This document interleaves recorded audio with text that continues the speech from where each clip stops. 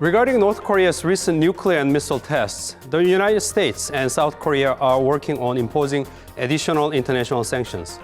Then under what condition will this effort work? And do we have any other options? We'll talk about them and much more right here in this program, Upfront.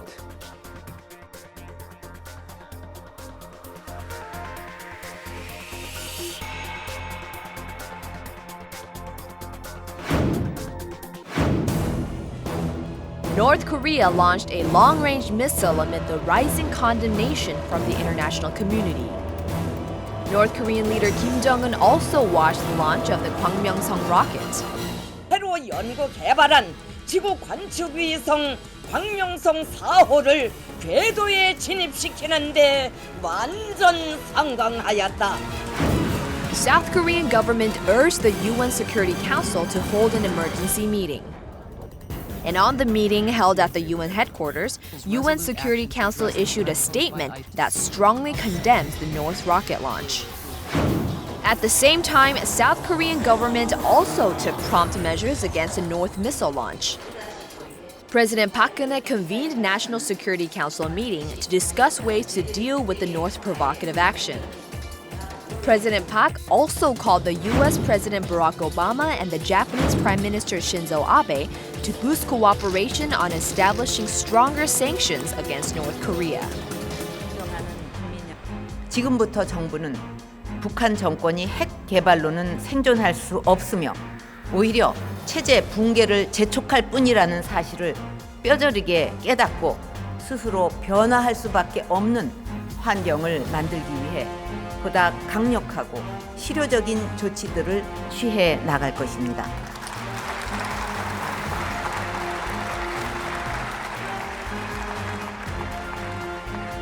이 과정에 우리는 동맹국인 미국과의 공조는 물론 한미일 3국 간 협력도 강화해 나갈 것입니다. 중국과 러시아와의 연대도 계속 중시해 나갈 것입니다. Aside from a joint response, Seoul, Washington, and Tokyo have separately announced unilateral sanctions to put stronger pressure on Pyongyang.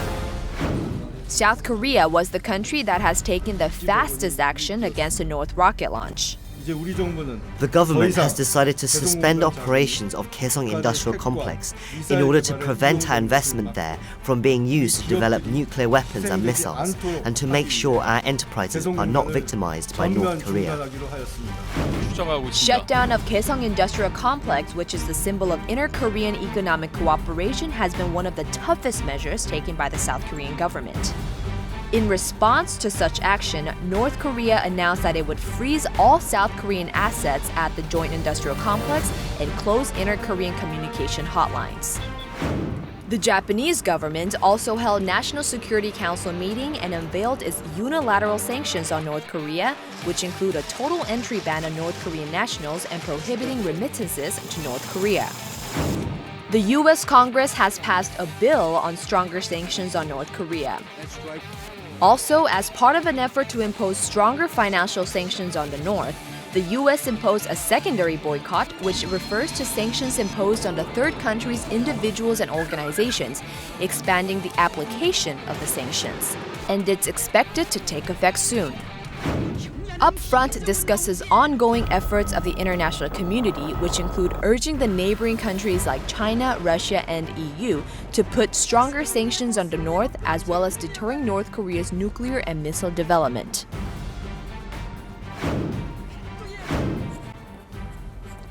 Well, for today's discussion, we have in studio Professor Kim Jae-chun, Professor of International Relations at the Sogang University's Graduate School of International Studies. Thank you very much for joining us. It's good to be here. And Mr. Kwang-jin, Research Fellow at the Institute for National Security Strategy, joining us as well. Thank you very much. Thank you for having me here. Okay, let's start with the overall kind of like a big picture here. About North Korean nuclear weapons, we've been all talking about for quite some time that it's possibly a bargaining chip for several decades, perhaps. And now increasingly more people are saying it is not. They have their own path.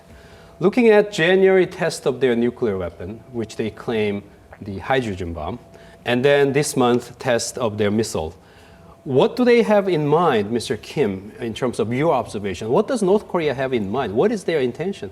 This time, their intention is very clear. They want to complete their ambition of having nuclear arsenal that can hit American soil and American targets. That is the first, objective. The second one is in coming May, they're having the 7th Party Congress in decades. The one they didn't, convene this Congress for tens of years.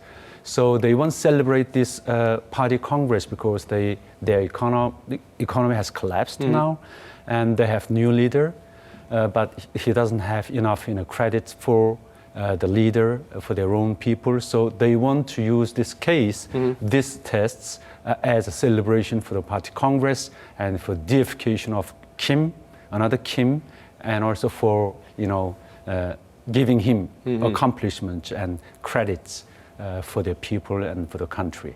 That's very clear, but especially on the domestic side. But international side, Professor Kim, if we say North Korea wants to develop capability to strike United States, our viewers who are joining us from overseas may wonder, why would they want to do it? Can you answer that question?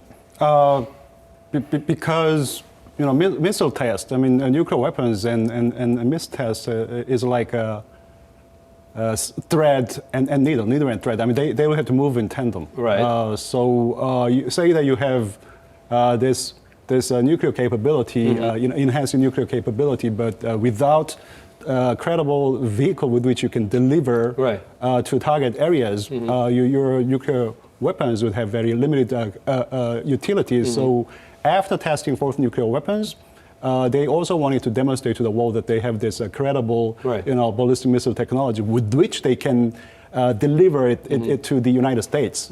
So it's a big statement that they are making to the international community. Now we are a de facto nuclear weapons country. Not only we have credible nuclear weapons technology, but also we have a credible delivery system with which we can deliver these enhanced nuclear weapons, not just to South Korea, not just to Japan, but also to the heartland of the United States. So by making that statement, they're offering a credible base for their deterrence against any possible action. Deterrence, and also making a big statement. Now they are the de facto nuclear weapons country, and they have to be treated that way. It's a big statement. Yeah. Mr. Kim, the technology that we saw in recent missile tests, and also maybe hydrogen bomb. I think hydrogen bomb has been already talked about a lot, but the missile itself, do you see any big leap forward from previous launch this time, or is the difference a little bit too small?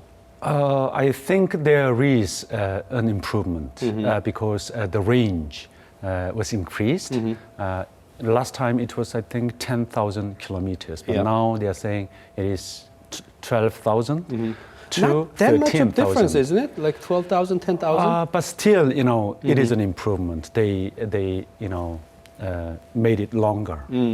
And then the warhead, it was increased by, double. The payload was increased? Yes, twice increased because, 2 times. Last time it was 100 kilogram. It can bring that warhead, but now it is doubled, 200 kilograms. And also, as you have seen, they, had a camera and had a shot of this launching pad. Yes, launching pad separating of these first rocket and second. Okay. On the body of the missile itself, they show the separation of the bodies. Yes, with the camera on the rocket. So it is also an improvement, and also they built a building that can operate and control the launch, and that is also another improvement. So it's not just the extension of the range, but the overall system improvement was something that we saw. To me, I think the range is not the only issue here. The more important thing is that you launch a missile that it enters the orbit, then you'll have to re-enter the atmosphere of the Earth, and then you'll have to endure enormous pressure and heat, and you gotta have the proper technology and substance. But I don't think North Korea doesn't have it yet. Re-entry is a separate question, right? And substance is tightly controlled by what is called MTCR, Missile Technology Control Regime. And as Dr. Kim said, North Korea has made these nuclear warheads smaller and lighter, but I don't think it's light enough so that they can carry it on missiles. That's a very important point, and that's but still all the being... evidence suggests that they are getting there to the point where they can weaponize this missile technology. Right, making progress towards that direction, but Yes. the important part is still remaining. That's a very important point. And since this was such an important action or significant action taken by North Korea, there have been many different kinds of reactions. And one of them was, of course, President Park Geun-hye's speech to the National Assembly this past Tuesday. So let's take a look at this clip, and then we'll come back, talk about other reactions from this side.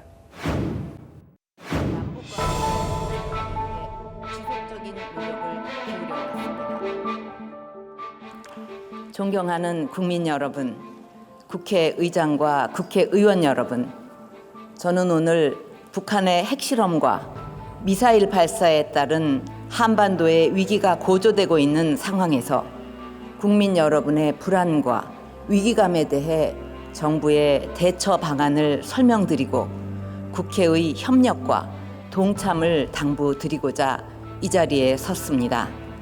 지금 국제사회는 한 목소리로 북한의 도발을 규탄하고 있습니다. 4차 핵실험 이후 이미 100개가 넘는 국가들이 북한 도발을 규탄했고 최근 장거리 미사일 발사 이후 비판의 강도가 더욱 높아지면서 UN 안보리에서는 역대 가장 강력하고 실효적인 대북 제재 결의안을 도출해 가고 있습니다. 이번에 정부가 개성공단 가동을 전면 중단하기로 결정한 것도 북한의 핵과 미사일 능력 고도화를 막기 위해서는 북한으로의 외화 유입을 차단해야만 한다는 엄중한 상황 인식에 따른 것입니다. 또한 국제사회가 북한으로의 현금 유입을 차단하기 위해 강력한 제재 수단을 강구하고 있는 상황에서 가장 직접적인 당사자인 우리나라가 국제사회와 함께 북한이 핵을 포기하도록 만들 모든 수단을 취해 나가는 것은 당연히 해야 할 일인 것입니다.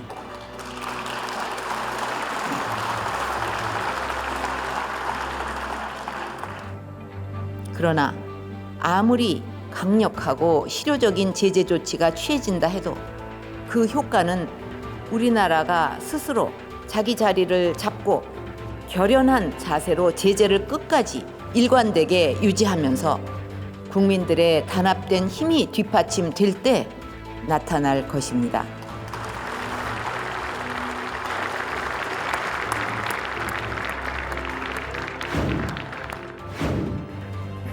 And talking about the reaction from this side, of course, the closing down of the Kaesong industrial complex, of course, was one of the shockers to the public here. In terms, some people have been calling this has been the biggest reaction that we've seen on the side of South Korea. Professor Kim, would you agree with that observation? Was that the biggest card that South Korea showed on the table so far? Well, it was like the only card that we had against North Korea. I mean, as far as bilateral sanctions toward North Korea is concerned, it was a big sanction, but I wouldn't say it was a strengthened sanction, but I would say it was a drastic sanction. I mean, it was qualitatively different from the previous ones. Because Kaesong Industrial Complex is very important to South Korea as well. It is the last symbol of unification efforts toward North Korea, last symbol of inter-Korean relations. So closing it down is also a big burden on the part of South Korea as well. And also our companies are operating there. So this decision to suspend operations in Kaesong was very hurtful and very painful to us, but it was necessary to show our resolve to send a big message, not just to North Korea, but to the international community that we are willing to sacrifice a lot ourselves to elicit more cooperative behavior from North Korea, because we've been saying to the international community, you gotta stop these business transactions with North Koreans, but sustaining this operation in Kaesong has been a big burden on our part in this endeavor to elicit cooperation from the international community. So I think after suspending the operations, after making this decision, we are in a much better position to stay to the wall, to the international community, to the neighboring countries that you gotta follow suit. Message-wise and then diplomatically, and also in terms of what we are showing to North Korea and the burden on our side, the message was clear, you're saying. But however, Mr. Kim, the money amount involved, they're talking about 100 billion won, so that's about 100 million US dollars. Critics of this action, we have several critics in South Korea, we have to admit, and they're saying that's a little bit too small. And some people have been saying that amount per year, right, the money that goes into North Korea cannot be even enough to build this recent missile. I mean, that should be disputed here. They're saying this is just that amount is not that big. How would you respond to that critic? It is a huge amount to It North is? Korean regime. Yeah, because $100 million a year. For our company, I worked for reinsurance business in Pyongyang, and we made several tens of millions of dollars every year. And in cash, we gave to Kim Jong-il as a present every year 20 million US dollar in cash. And it was a big amount, really. And in Pyongyang, they do not have many of these entities there that are doing this kind of business.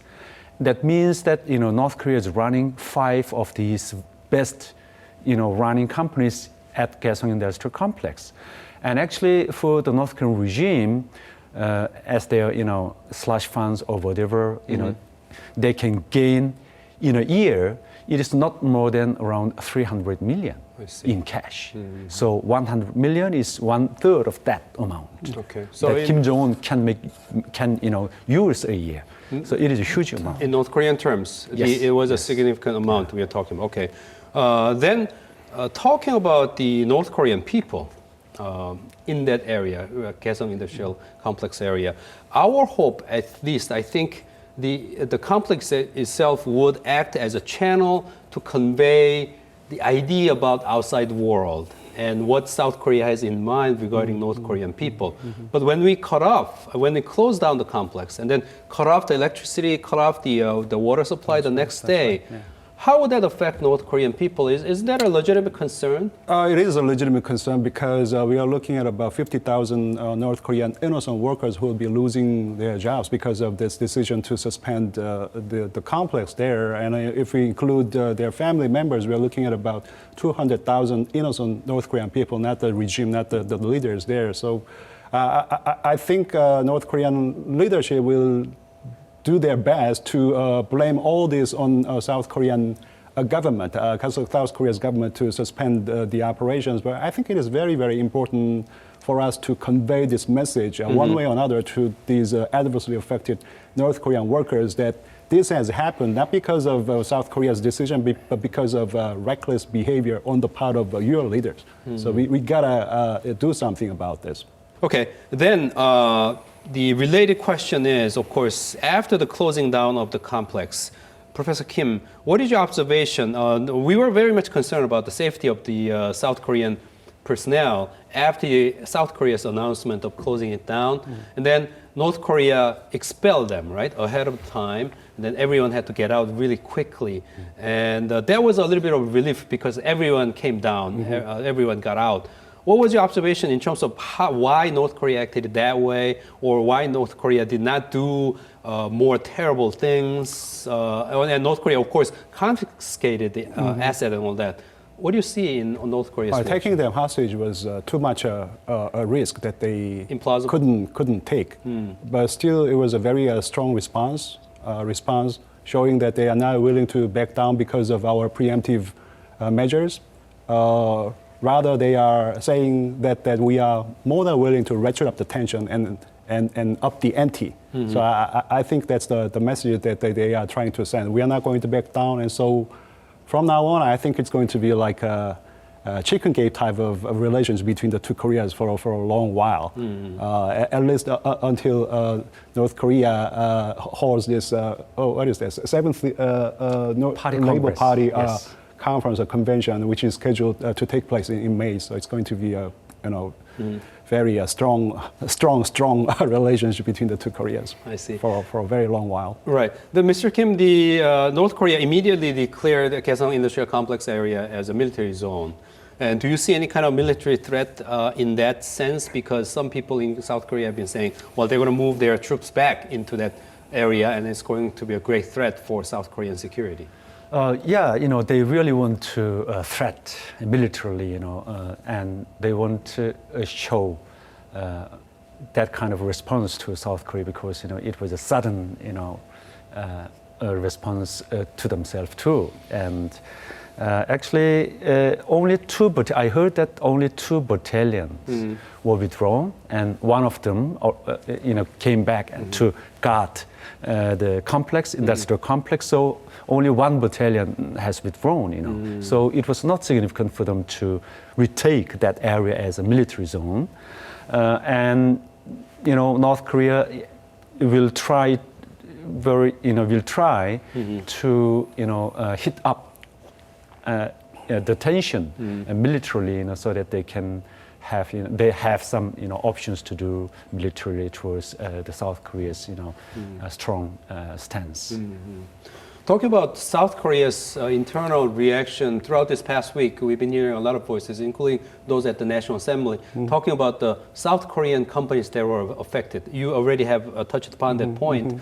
What do you see in terms of how South Korean government kind of like compensate those companies, and will they become big political issue by any chance in upcoming election about how South Korean companies were negatively affected without any previous notification?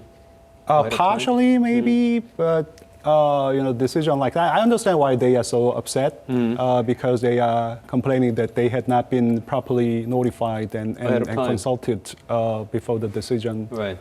So I understand why they are upset, but the decision like this, decision to suspend operations in Kaesong Industrial Complex, I think the element of surprise is one of the most important ingredients here. So I also understand why Park Geun-hye government did not notify these companies there in Kaesong beforehand, before the decision was made. I think you're right. I think the South Korean government will have to do everything to make sure that these companies are properly compensated. Maybe the South Korean government might have to legislate a special law or something to properly compensate these companies.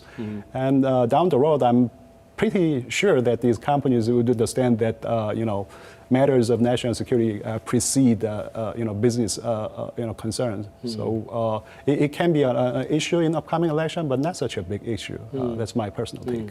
Yes. The companies that used to produce things at the Kaesong Industrial Complex is, of course, one starting point where this kind of different views will may continue to be expressed in upcoming election and all that. But overall, the Korean public in general, we get these recent polls and surveys continuously. It looks like the view is quite divided, but it looks like the majority seems to be supporting Park Geun-hye administration's more, upfront and stern reaction, the way they managed North Korea so far.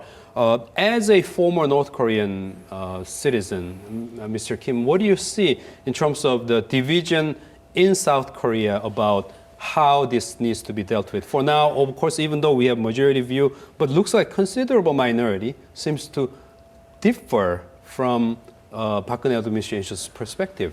Actually, some number says that it's not minority. Even 40% of the population, right. They are for the cooperation and maintaining good relations with North Korea. It is surprising, actually.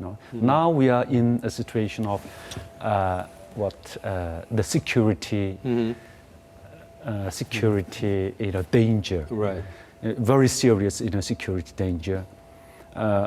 but people are divided in having comprehension of this situation. Is very dangerous, I think, and that 40% is very strange to myself, because for North Koreans who are now working on this, for them it's really a good chance, and they will continue to separate this idea and thought of South Korean society on this kind of issue. I mean, having come down from North Korea to South Korea, I can see you can have more conservative perspective here and have concerns and stuff. But in terms of domestic politics here, Professor Kim, what do you see, what do you observe as a potential development in the future about this?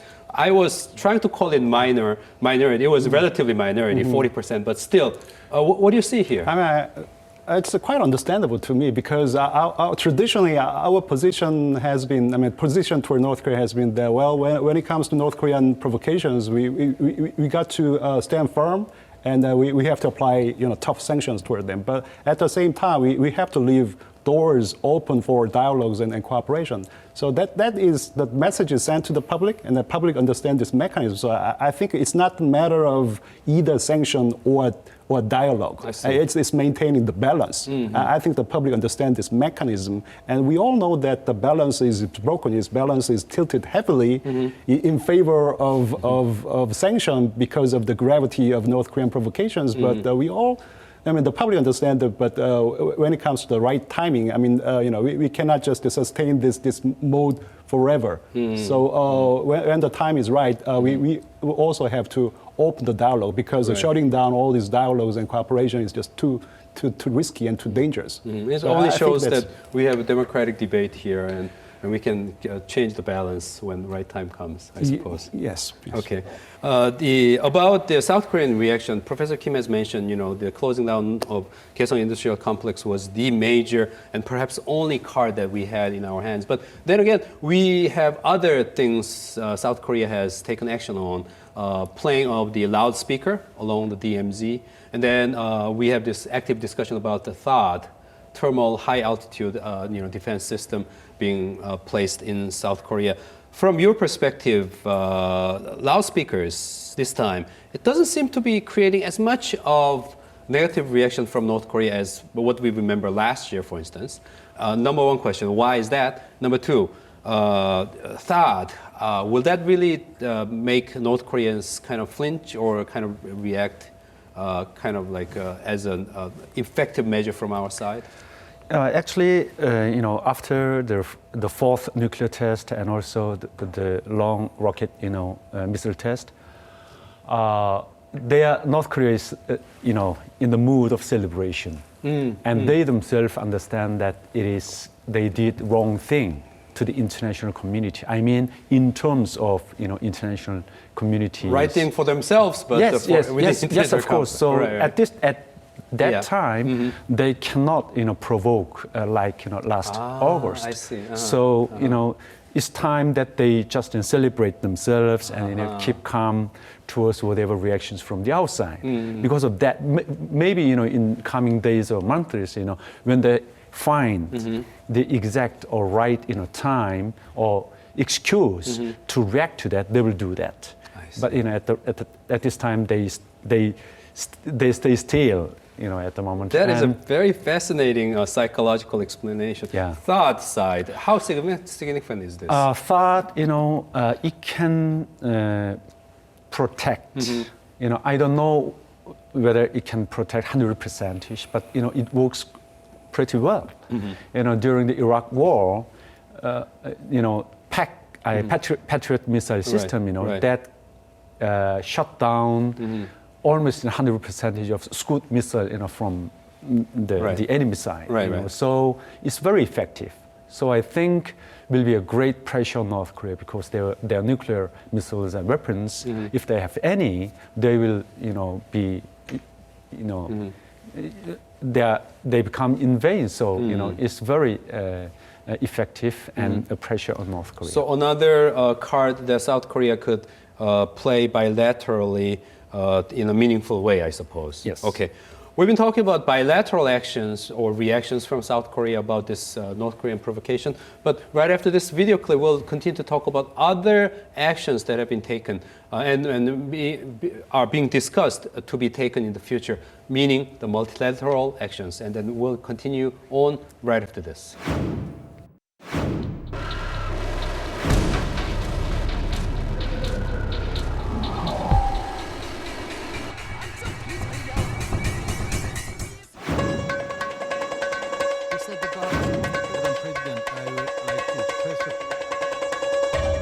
Each of these illegal actions.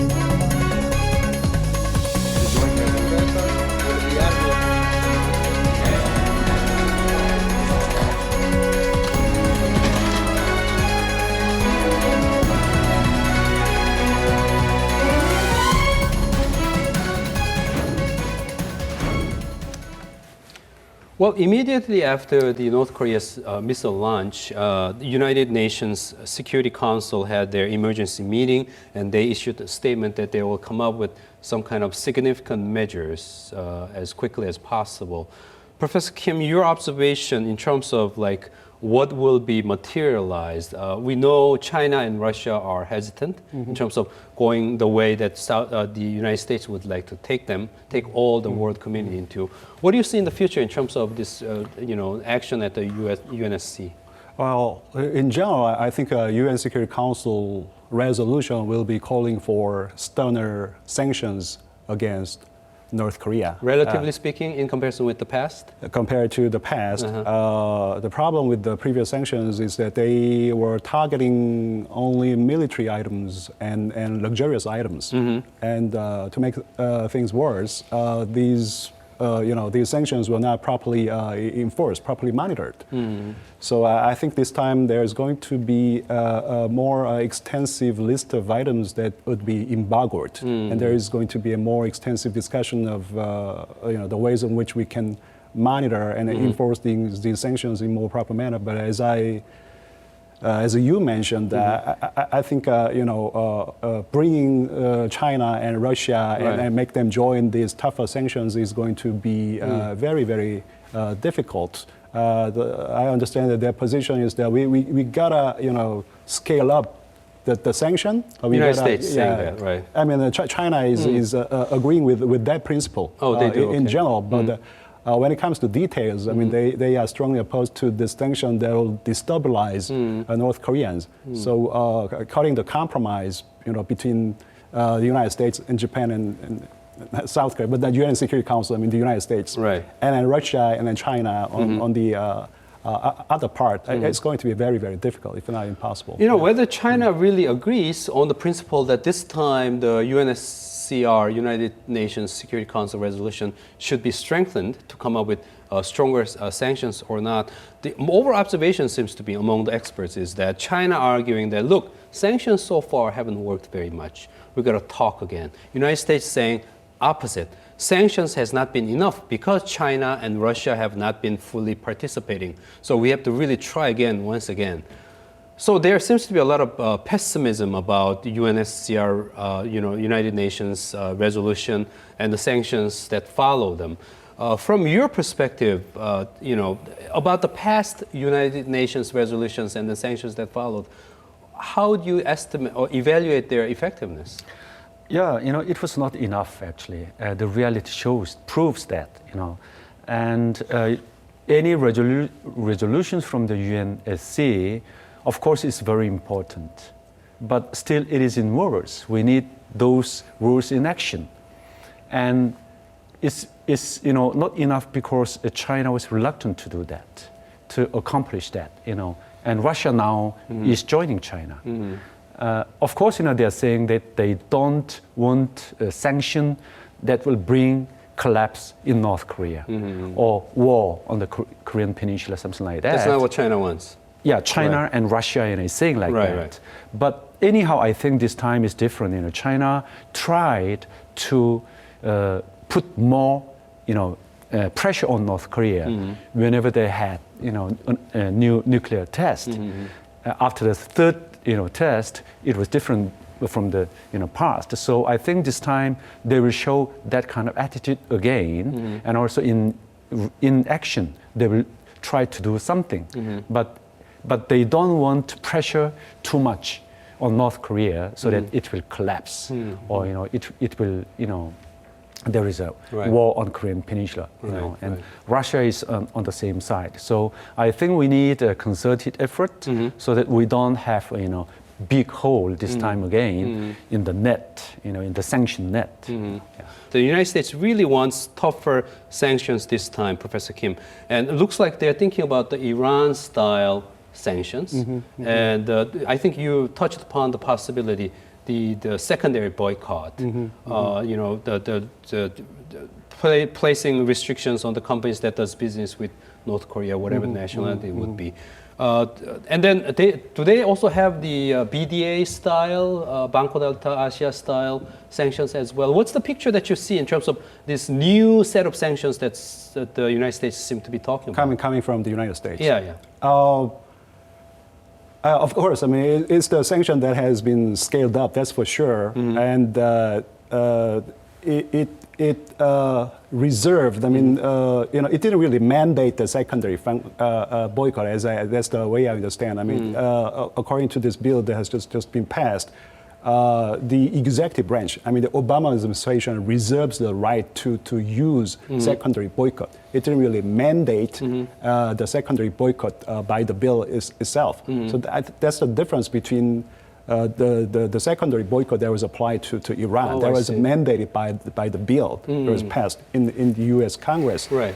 So in both houses. In both houses. Right, I mean, the both houses will have to agree on the exact wording of the bill. That is the only way that they can pass the bill. Right.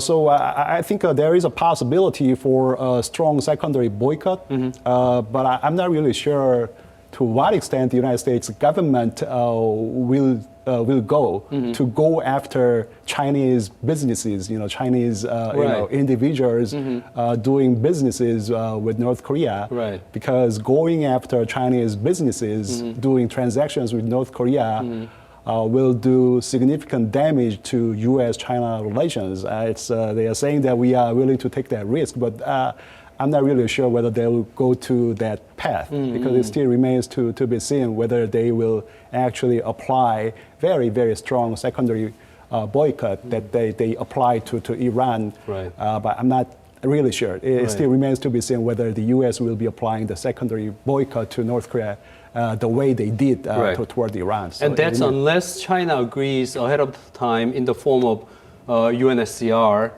for really tough sanctions, right? And then we have a lot of doubts about that. It doesn't really require Chinese consent. Right, legally speaking, that's true. Yeah, right. because the U.S. alone has this legal ground to go after and penalize third countries or third countries individuals or companies that are doing businesses with North Korea. So it doesn't and at this really point, you don't require- see any possibility of China agreeing to that kind of principles or actions. Okay.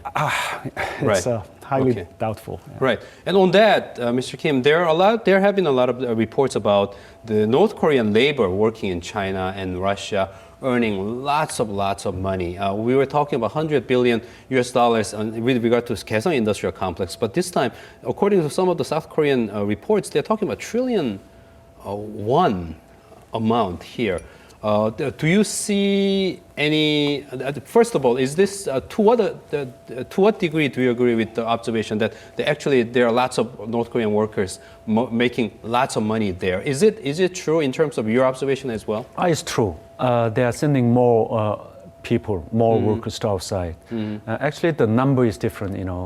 According to different observers. Right. Some people are saying last year 90,000 North Koreans, worked in China, 90,000, but some people are saying in total abroad 50,000 are working. So the big number difference is different. Big difference, of course. Okay. Big difference, but still they are sending more people, and then they are making more money. Now, and that is one of the biggest, foreign cash resources for North Korean regime. And Russia too? Yes, Russia. A lot of construction workers. And also loggers, they're going there, and in Middle East, construction workers, and even in Africa, they're selling all these, monuments to regimes there. So they are getting paid, pretty well. So they are making some money abroad, and that kind of labor resources is one of the biggest, foreign cash resources for North Korean regime. Then setting aside Russia and China, the Korean workers, North Korean workers working elsewhere, Middle East, Africa, and so on, as a result of U.S. congressional action, do you think those activities will be affected? I mean, if the U.S. sanction is put in practice in proper manner and enforced in proper manner, sure. I mean, they will be they will be adversely affected by the U.S. sanction. Yes. And actually, this psychological impact and repercussion impact is more important in this respect. Okay. Because Chinese companies, any banks, they'll be reluctant, even though they don't believe that they're having this missile or nuclear connections with North Koreans, right. But they'll be reluctant, to have businesses with them or expand business transactions with North Koreans. So this kind of repercussion impact is very important. As BDA case, that was the hardest blow to North Koreans. Singapore, Vietnam, and other countries, they don't want to have business with North Korea. So from Macau, North Koreans cannot escape to any place. Of course, in mainland China, they tried to go to Mongolia and other places, form of Soviet Union, countries. They tried, but it's getting more and more difficult. So this kind of, secondary impact for secondary boycott is much more important. The problem with enforcing these sanctions, though, is that because of these transactions, Chinese businesses doing transactions with North Korea, they are doing these businesses unofficially. So it's really difficult, if not impossible, to keep track of these business transactions and then penalize them. So I think there is all the more reason why like a voluntary or enthusiastic cooperation coming from Chinese government is going to be very, very important in terms of putting pressure on North Korea and in terms of making these sanctions effective and hurt North Korean regime. Then having your own doubts about Chinese cooperation, prospect for cooperation, then it looks like you seem to be agreeing with the critics and skeptics here talking about the sanctions on North Korea not having, it will not have same kind of impact that we saw in the sanctions, case of sanctions on Iran, because Iran's case, it was an oil producer. They were eager to come back to the international community. North Korea is a very isolated country. No matter what they're really doing are all covered by Russia and China. So sanction itself will not make a difference, critics and skeptics are saying. Are you, looks no, like you're that's not agreeing what with I'm that. saying. Sanctions could work. Only if China cooperates with the sanction, and only if U.S. secondary boycott goes really after Chinese businesses doing transactions with North Korean regime, North Korea, but at the risk of doing this a significant damage to U.S.-China relations. And the sanctions, I think, is going to work. I mean, sure, compared to the size of Iran's economy, North Korea's economy is smaller, that's for sure, but contrary to the conventional wisdom, North Korea is quite trade dependent. But the problem is that with China, they are too disproportionately dependent on China in terms of trade. So there is all the more reason. That is why it is important and critical for us to elicit cooperation from China. Although I do understand that it is a lot easier said than done, but we gotta keep China in these efforts. So sanctions will work only if China comes along, and or that the if U.S. is a big goes if. after these, China's businesses doing transactions with risking North Korea. all the future conflicts with Yes. Beijing here. Okay, Let's continue on talking about China. China, right after the North Korea's nuclear test last month, they were quickly talking about six-party talks as second choice among the four different choices on the table. Six-party talks. Professor Kim, as an expert in international relations here, how much hope can we pin on six-party talks for the future, considering all what has been happening for the past several decades? Well, I think it is important for the international community to reopen some sort of multilateral, nuclear diplomacy toward North Korea. It can be held in the form of six-party talks. It can be held in the form of five-party talks, which was rejected by Russians and the Chinese. Right. But at the same time, I strongly believe that multilateral diplomacy will be reopened. I don't think by opening a multilateral diplomacy, we can eliminate North Korean nuclear weapons problem altogether. But still, I think it's going to be an important avenue through which we can manage North Korean nuclear weapons problem.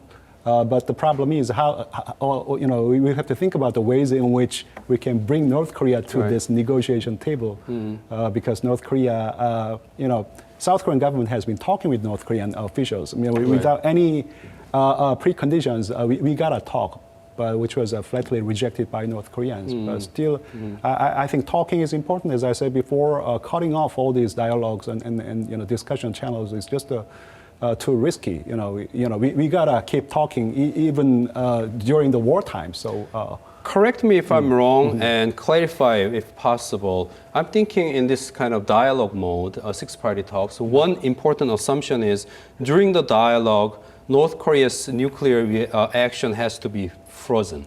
There should not be any further progress in North Korean nuclear side development. But the development has been taking place all the time, right? So do we agree that this assumption needs to be dealt with very seriously, and we got to find ways to freeze so-called North Korean actions? Korean formula has been that forget about all these preconditions. Let's talk. That was a suggestion made by the South Korean government toward North Korea, which was rejected by North Korea.